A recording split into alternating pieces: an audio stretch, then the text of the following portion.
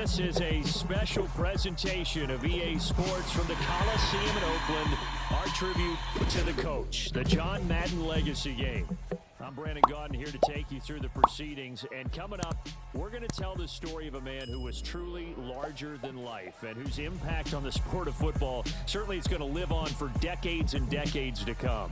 Now, we've assembled a couple of rosters featuring some of Coach's favorite players from both yesterday and today.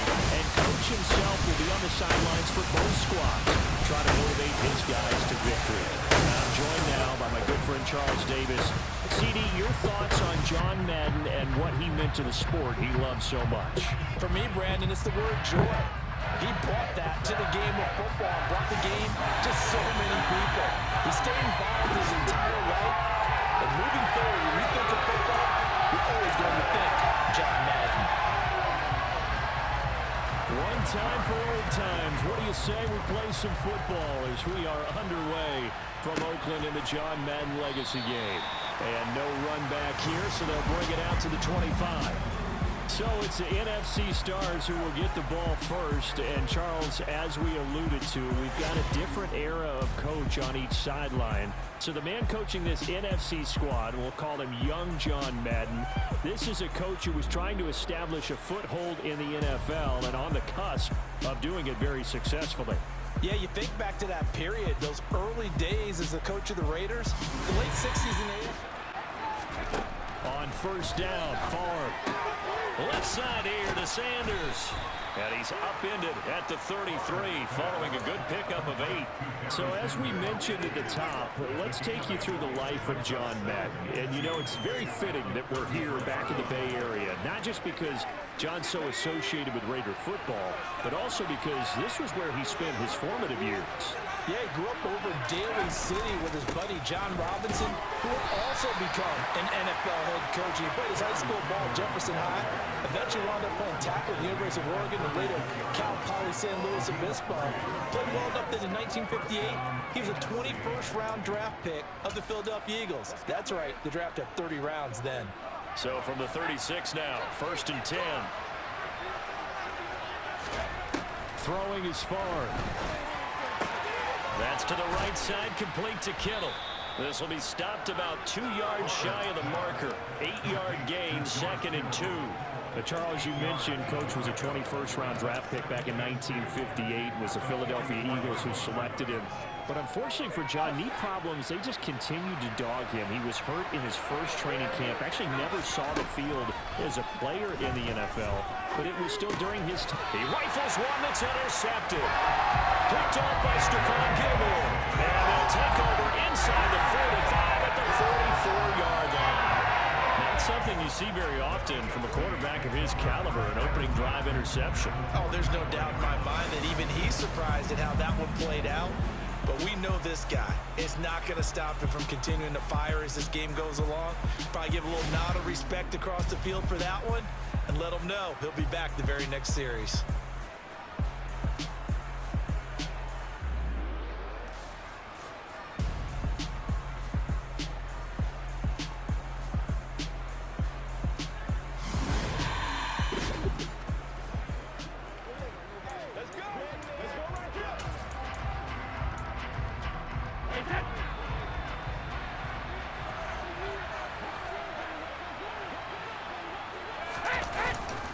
Now a first carry for their fullback. And he'll be brought down at about the 42. Charles, you know, it was in the early 1960s that a young John Madden made the acquaintance of the owner of the Oakland Raiders, one Al Davis, of course, and the two, they really bonded, would become one of the best owner-coach duos in NFL history. And to take it a step further, Al Davis became someone who John referred to as his best friend. Yeah, 1967, Brandon. Al Davis hired Coach Madden to be a linebackers coach. Remember, this was still the AFL at that point. We had not merged totally with the NFL. And Coach Madden, he paid dividends almost immediately after the Raiders won the AFL title in 1968. And that meant a date with the Green Bay Packers in what was now known as Super Bowl II. But by 1969, at the age of 32, just 32, Brandon, John Madden assumed the mantle of head coach of the Oakland Raiders. And what a ride he, the Raiders, and the NFL were about to go on.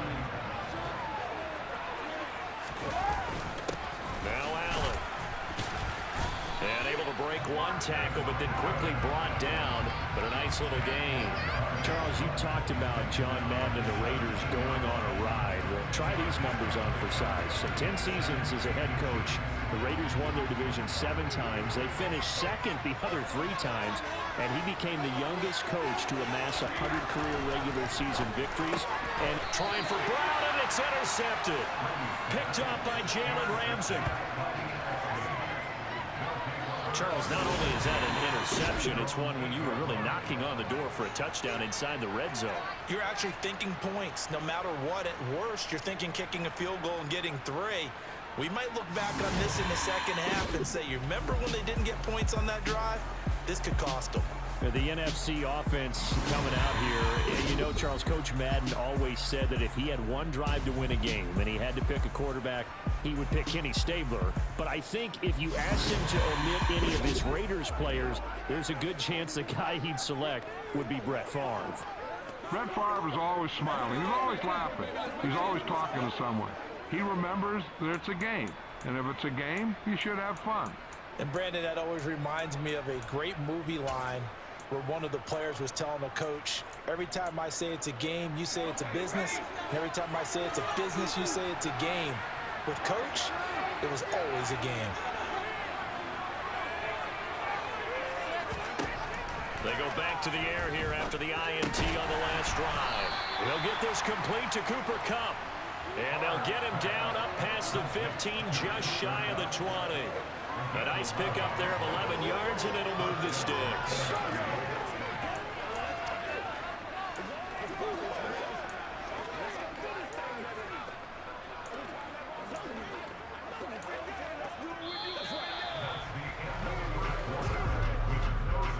So we're through one at the Coliseum in Oakland. 0-0 our score. This is the John Madden Legacy game on EA Sports. The NFC with the football here to begin the second quarter, as they've got it with a 1st and 10.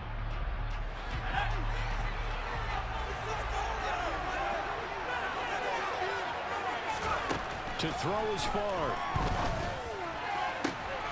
Trying to find Kupp, but it's intercepted. Picked off by Stephon Gilmore. And they take possession 2 yards away from midfield at the 48-yard line. So rare to see any quarterback toss back-to-back interceptions in the NFL, regardless of status or experience. Whether it's him personally or just the offensive game plan, I think this defense is reading something out there, and they're holding the upper hand. Now the AFC making their way out, and it's one of Coach's favorites, another local guy, Tom Brady, who will be at the controls. And boy, Coach always admired the way number 12 could run an offense, and especially his ability to stay calm under pressure. Tom Brady is a guy who's always looking downfield. He never looks at the rush. He hangs in the pocket, and he makes a throw. He's a cool guy.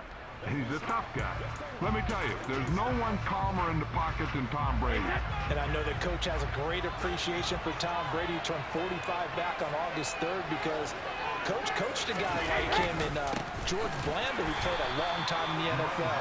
In this game, it features legends and active players. Tom Brady qualifies as both. Charles, you think about all the success that John Madden had as an NFL head coach, and he had plenty, and we talked about it, including the 10 straight winning seasons, a Super Bowl title. But like any great coach, he also suffered through a few tough losses along the way as well. And Brandon, those tough losses came in high-stakes games because they always had such great success. Think about it this way. 6 times in his 10 years, the Raiders were knocked out in either the AFL championship game or the AFC championship game. There might be a divisional round exit.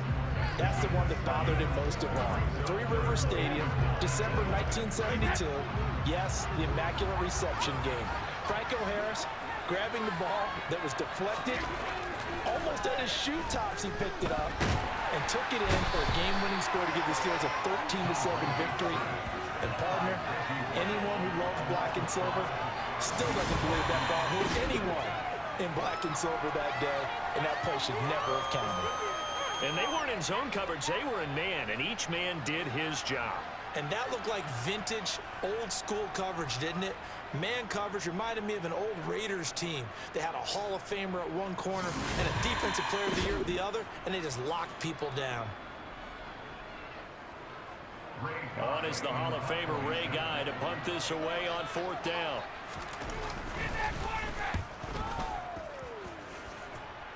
And they'll play keep away from the returner as this one will be marked out of bounds at the 13-yard line. Pretty good spot. The NFC heading back out. Hall of Famer Randy Moss a part of this offense. And Coach Madden, boy, he always appreciated the ferociousness with which number 84 attacked the football in the air. As Randy Moss says, just chunk it up there, dog, and I'll go get it. And, Coach, boy, did he ever go get it. Over 15,000 receiving yards, 156 touchdowns. And how about this? From his rookie year of 1998 until 2009, those were his prime seasons, right?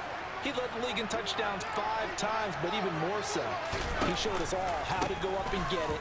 Great body control. No one's ever done it better playing the ball in the air.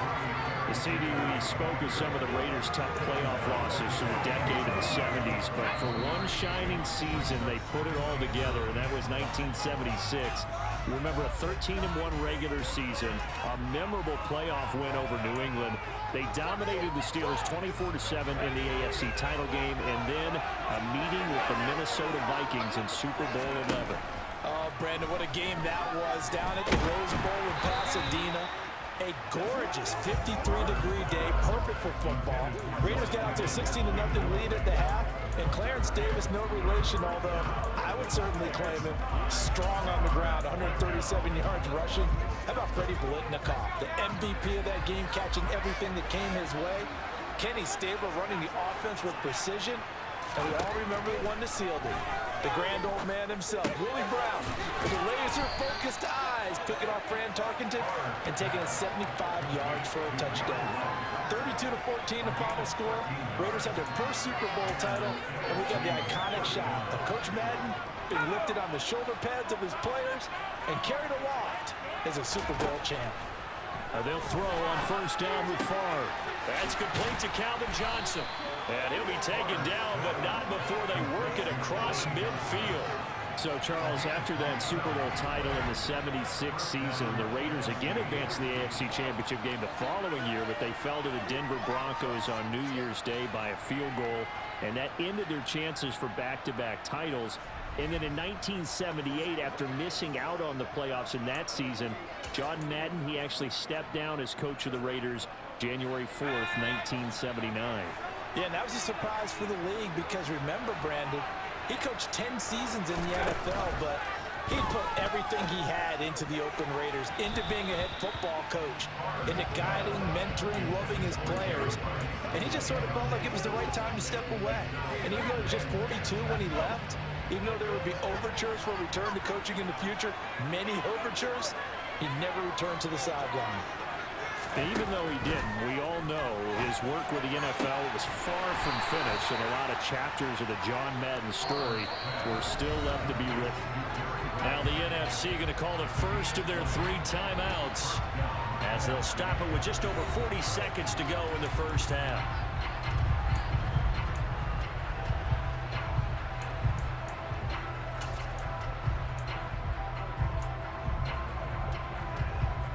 This offense finding its legs now. Here's another 1st and 10. Favre. And for the 3rd time here in this half, it's intercepted. Picked off by the 13-time Pro Bowler Ray Lewis. And they have the football and will take over at the 24-yard line. If you're a lover of offense, this has not been the half for you thus far. Luckily for me, though, I'm sitting next to a lover of defense, and we have had plenty of that, including that interception. Yeah, and I mean, that still makes it a great game, doesn't it? Everybody talks about if the ball's not in the end zone and points going up on the board, it's not as much fun.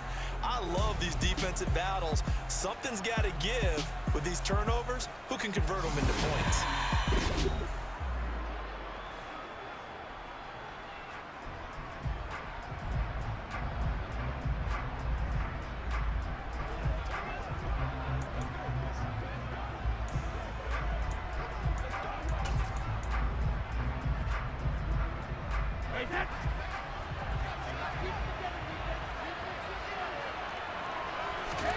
So after the INT, it's Brady.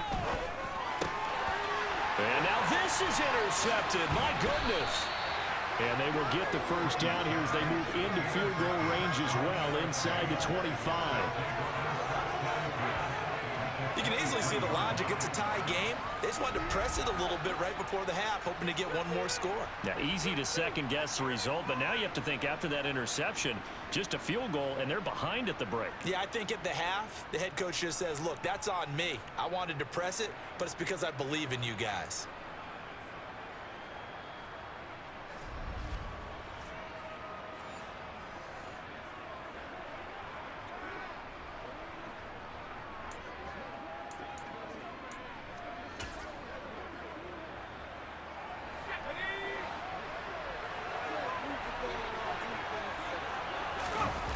Trying to shake off the interception from the last drive. He'll look to throw. This one into the hands of Kittle, the tight end.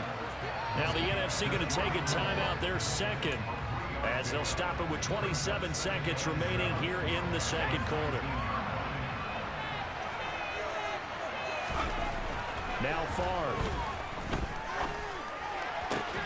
Toward the end zone, but that's going to wind up incomplete. As expected, he's gone to him several times in this game, but that's the first time one has slipped from his grasp. I bet he goes back to him, though. He's an excellent player.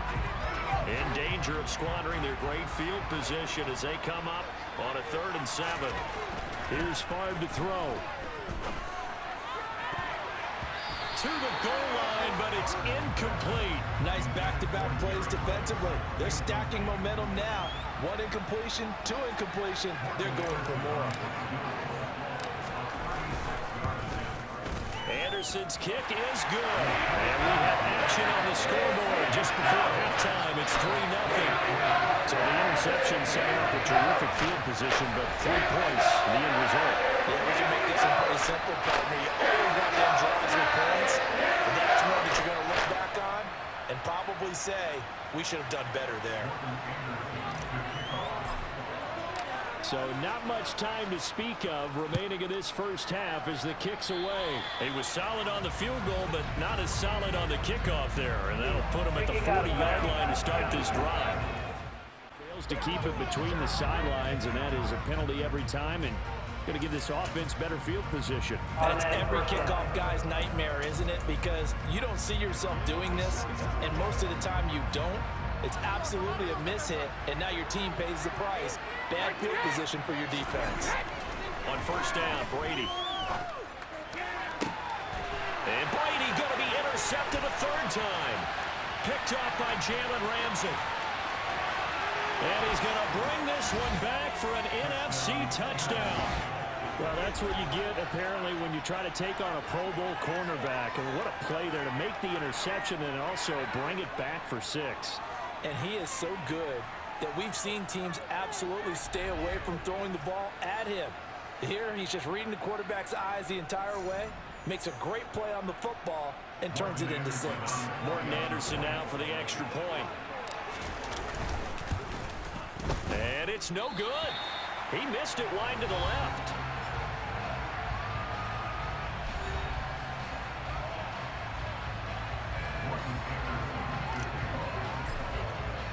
So barring a touchback, this likely the final act of the half as the kick is away.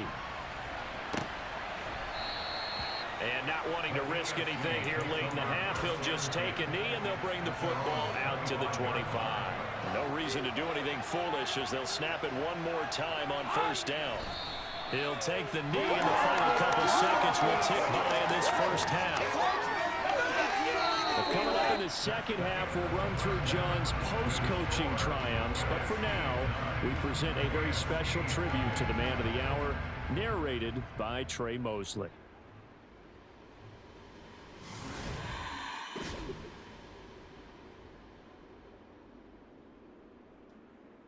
What comes to mind when you hear the name Madden? Is it the coach who led the Raiders to their first Super Bowl victory?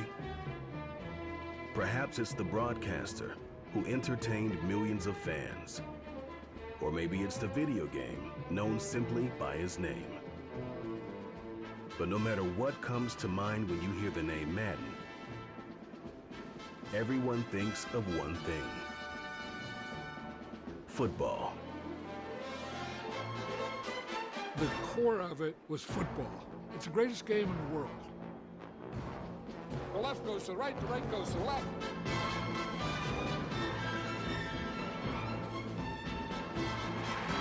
Madden is on the field. He wants to know if it's real. John Madden goes on the shoulders of his players.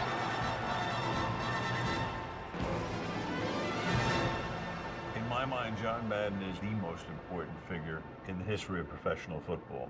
Show me somebody else who did it on 3 levels the way John did it. There's nobody.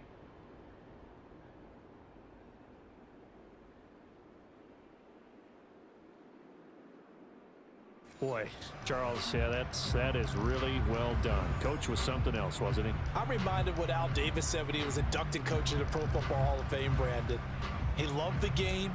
He loved his team. He loved the Raiders. He loved this league. And you can see it with everything he does. No doubt. But it's quite possible, though, that now he would say, hey, enough of that. Let's play some football. The second half forthcoming from Oakland. And Hall not going to bring this one out. The offense for the AFC set to go now. Charles, it'll be interesting to see what adjustments this offense made in the locker room. Haven't really been able to get anything going offensively. Virtually nothing in the ground attack either. So certainly something has to change here in quarter 3. And I'm pretty sure their friends from the defensive side of the ball told them exactly that, because those guys, the stock troops, they've been playing pretty well. They've kept them around in this game. Now they got some time. The running game struggled in the first half. Opposition knows how to focus on defending the pass here. They've got to re-energize that ground game and maybe open things up for a comeback here in this half. This offense in desperate need of a conversion as they come up on 3rd down. Here's Brady to throw.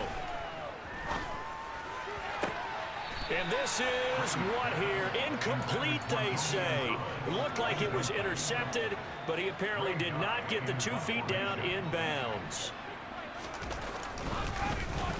On 4th down, the punt team is on as this is sent away.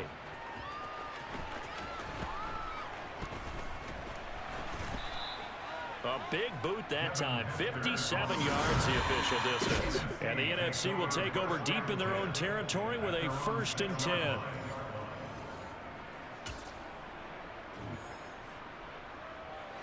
The offense for the NFC ready to get their next drive started. It'll be Sanders to begin the drive. And he is met at the line of scrimmage, and he goes down right there. So now, Charles, to pick up the story we've been telling, John Madden at 42, he just completed a 10-year stint as the coach of the Raiders. He wants to step away a bit from the grind of coaching, but he doesn't want to step away from the game of football.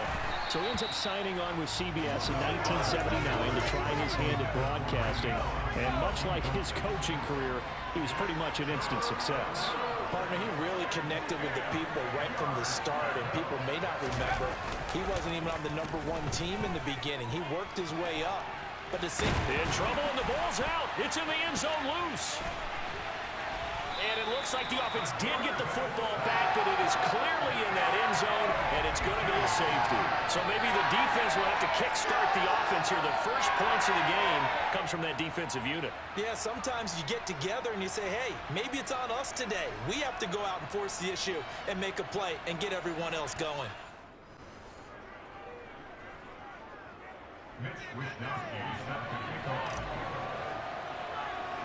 Now the free kick comes after the safety from the 20 as they bring the punter on to try and get some hang time here. That strong return has set them up nicely for this drive, and we all know the next score is going to have a major impact on this game. The AFC offense set to take their next drive. Their defense has done the job. Now it's the offense's turn as they've got it 1st and 10. And now they're going to get him down right at the line of scrimmage.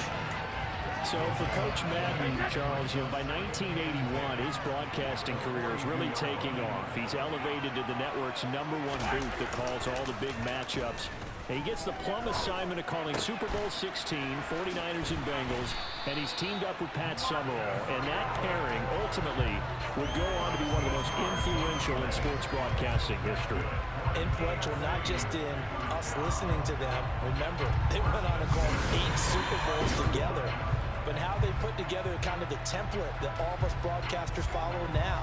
Sitting down with the head coaches and the quarterbacks and the stars of each team before a ball game to get extra information. And the way that those two paired together, Pat Summerall, short, concise, to the point, and turned it over to Coach Madden to fill in all the big details. And brought down, but able to get it to their 30-yard line. 15 more there, and they're on a roll. It's another first down. As you mentioned, CD, talking about John Madden, the broadcaster, he called 8 Super Bowls with Pat Summerall, 3 more with Al Michaels later in his career. He spent nearly 3 decades in the booth all told.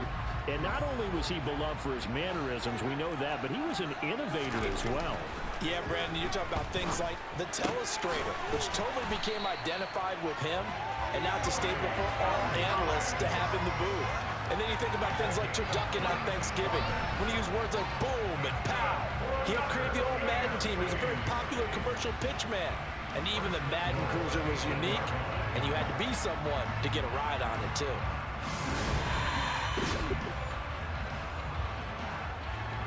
Two big plays in succession. Not sure this D knows what hit him, but now they got to get ready. It's first and goal. Now Brady again. Nothing open downfield, so he'll throw it away. We've seen these defenses make enough opportunistic plays to keep this one low scoring. Flying around, making plays on the ball, and we see yet another errant throw as a result. The quick slant caught. Touchdown. Tim Brown from 8 yards out. And the AFC is an extra point away from tying this game up.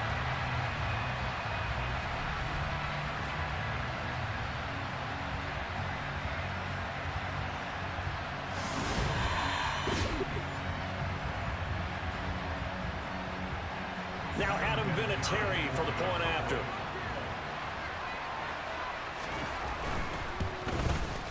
And that will tie our game here in the third quarter. So the drive there took 6 plays. And it ends with an AFC touchdown. Nothing separating these two teams on the scoreboard as the kick's away here.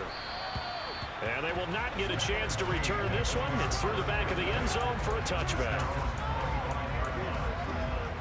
Ready to begin their next drive here, the NFC offense. We got a brand new ball game, all even after that last touchdown, so every drive now becoming a little more critical here in the second half. 3 quarters have come and gone at the Coliseum in Oakland, all tied between the AFC and NFC, and we are set up for a battle to the finish. And we're back to the John Madden Legacy game after this.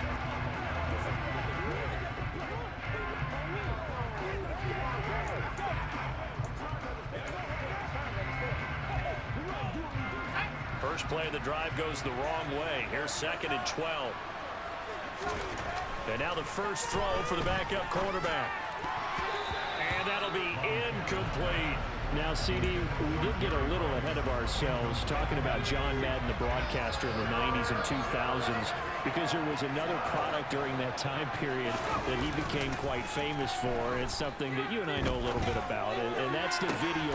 He's got a man, complete. And they're going to have this across midfield and inside the 45. They chalked that one up as a gain of 34 on 3rd down. We see this happen so often. If you're a defender, it's like watching a bad movie over and over. The pressure's good, forcing the quarterback out of the pocket. But it's a lot to ask for these defenders to stay plastered to receivers long enough. And sure enough, they let a man come open, and the connection leads to a big play. So the big play gets him across midfield now for 1st and 10. Now Montana. And nowhere to fit that football in. It's knocked away and incomplete. So 2nd down, still 10 yards to go. Ball on the 43. Play action. It's Montana. He's going to rifle one deep left side. And it's knocked away and incomplete. So, CD, you look at the accumulation of John Madden's achievements in the world of football, the coaching success, the Super Bowl title, the incredible career as a broadcaster with 12 Emmy Awards, Madden, the video game. It was very fitting back in 2006 that John Madden got the call to be enshrined into the Pro Football Hall of Fame. A more deserving person you will not find. He gave an incredible speech on that day, Brandon. So many of his former Raider players were in attendance. He talked about how he envisioned that when the last person turns off the lights in the hall every night, that the Buffs talk football amongst themselves. And what a discussion that might be. Yeah, he finished his speech by saying, "Today feels like the second time in my life that I'm being carried off on the shoulders of others. Yet instead of off the field, it's into the Hall of Fame. This has been the sweetest ride of them all." Sometimes you just sit back and marvel at what he can do defensively. Speed, strength, quickness, he's the whole package. And that package just wrapped up the runner for a loss. That loss of 3, a rare stumble on a promising drive. Here's 2nd and 13. Here's Montana to throw. Throw right side, going to be complete to Moss. And they're going to be set up now with the ball at the 13-yard line.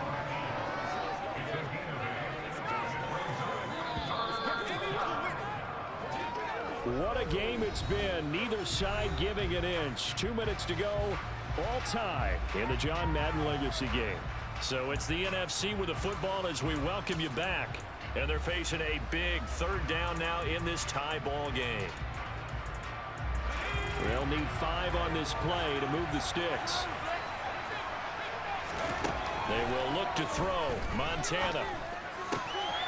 And that's going to be caught. Touchdown NFC. Jerry Rice from 13 yards out. And the NFC has taken the lead. And that score deserves our respect, deserves our excitement. But I'm looking at the clock and I'm thinking there's a long way to go in this one. Ideally, they would have liked to milk a little bit more time off. Now on the other sideline, you start to get the crew together and say, this is what we practiced a 2-minute drill for, right? Yeah, you hope you've been in that situation before, and if you haven't, you just have the confidence, hey, let's go down there and get this thing done. But boy, that's a big score right there to give them the advantage. They do tack on the extra point as well, and they will take a 7-point lead. That time, a 9-play drive, and it's finished off by an NFC touchdown.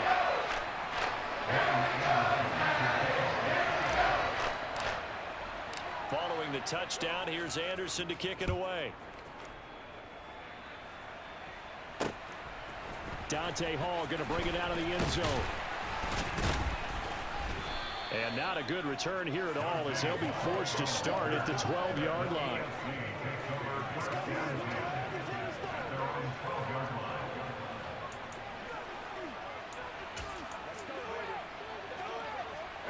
The offense for the AFC set to go now. And they'll be looking to build off of a nice drive last time, a drive that really relied on the quarterback. Making good decisions, distributing the ball well, distributing it accurately, keeping it away from danger. A really nicely run drive. But now the defense, what adjustments do they need to make in the passing game? Pass rush, pass rush, pass rush. Whether it's the guys up front or maybe you bring additional guys, but you've got to disrupt the timing of them throwing the football. We'll see if they can disrupt it here.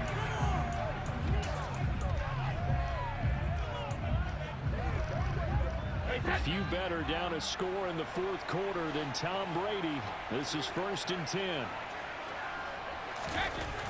Back to throw. And he'll find Hall. And he gets this to the 35. Good for a gain of 5. Clock running here under 90 seconds to go. Connecting with Hill. And he slips up past the 45 before being tackled. First down now, but that clock rolling. Brady to throw. He's going to let it fly. And that is caught for an AFC touchdown.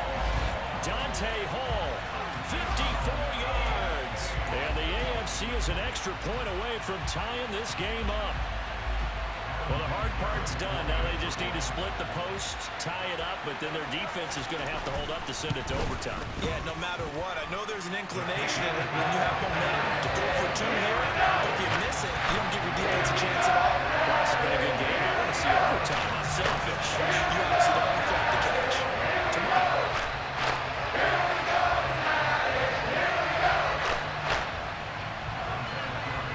comes the kickoff now, all even here in this fourth quarter. Fields it right around the goal line. And he'll get it up across the 20 to the 21-yard line.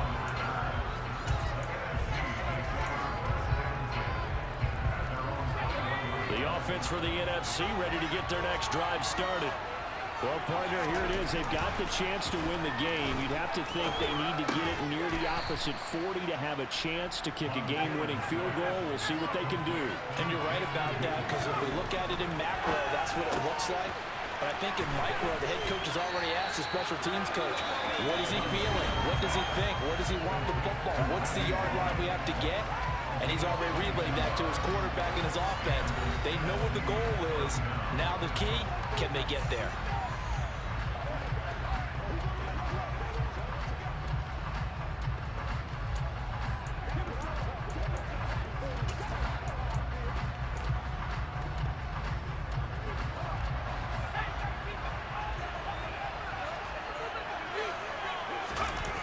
Play fake. Now here's Montana.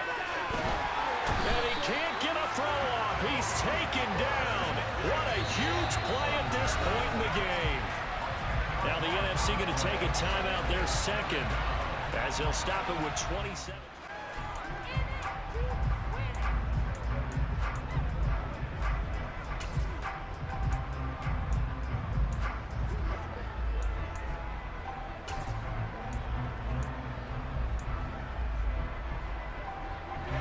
So now 20 yards to go on second down after the sack. Work to be done.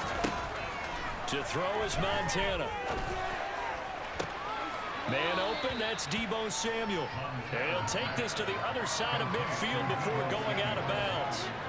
They get 16 out of that one, but they'll still need to convert on third. And that was yardage that they needed there after the sack on first down. They didn't get all of it back. But now they look at third down as a manageable situation, one that they have a much better chance of picking up.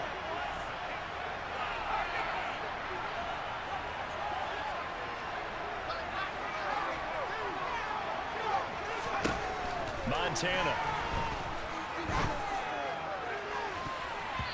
And it's incomplete. Took a shot, couldn't connect. Fourth down now, and defensively, Charles, you know, they're just asking this crew for one more stop. And you know that they're feeling the momentum right now, but they have to be very careful not to get over-exuberant, overexcited, and blow an assignment and give up the big first down. Now they go for it on fourth, but this one is going to wind up incomplete. The NFC's decision to go for it does not pan out. And this defense is going to get the football back near midfield, right at the 48. The AFC offense set to take their next drive. They can still get into field goal range, partner. They got to work quickly, though. I agree with you totally. Find a way to get the ball downfield and out of bounds. In a perfect world, they know what hash they want to get to for their kicker, and they already know the distance that he feels comfortable. That'll dictate what they do on offense. See if they can get in his range. To throw is Brady. Here we go. This to avoid overtime. And that will be incomplete. Try to dial up the long way out there, but it'll be third down. So 4 quarters wasn't enough, and we are off to overtime. Don't change that dial. And here in overtime, if the team that receives the ball scores a touchdown, it's over. If they don't, we can still have some more football. That's exactly right. If they go down and kick a field goal, the other team gets a possession to either match it or score a touchdown to win the ball game. If both teams kick field goals, the next team to score wins. But if the receiving team throws a pick six or fumbles the ball and it gets picked up by the defense and they score, the game is over at that point. And he'll be out of bounds just shy of the 30.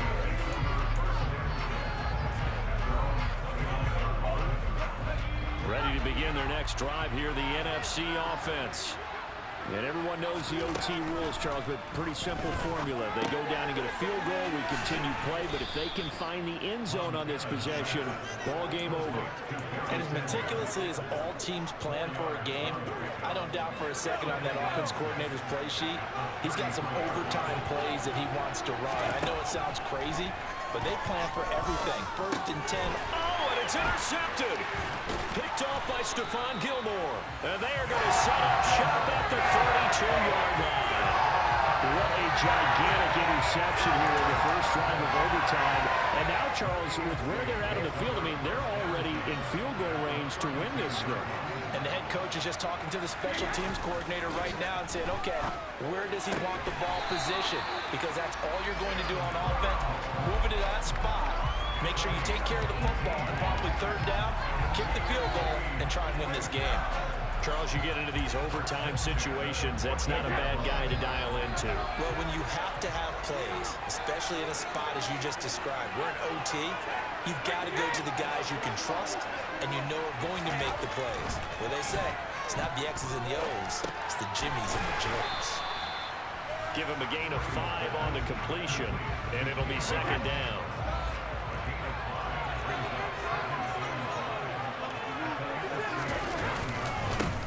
Carry for Allen, and nothing doing. He's immediately taken down at the line of scrimmage.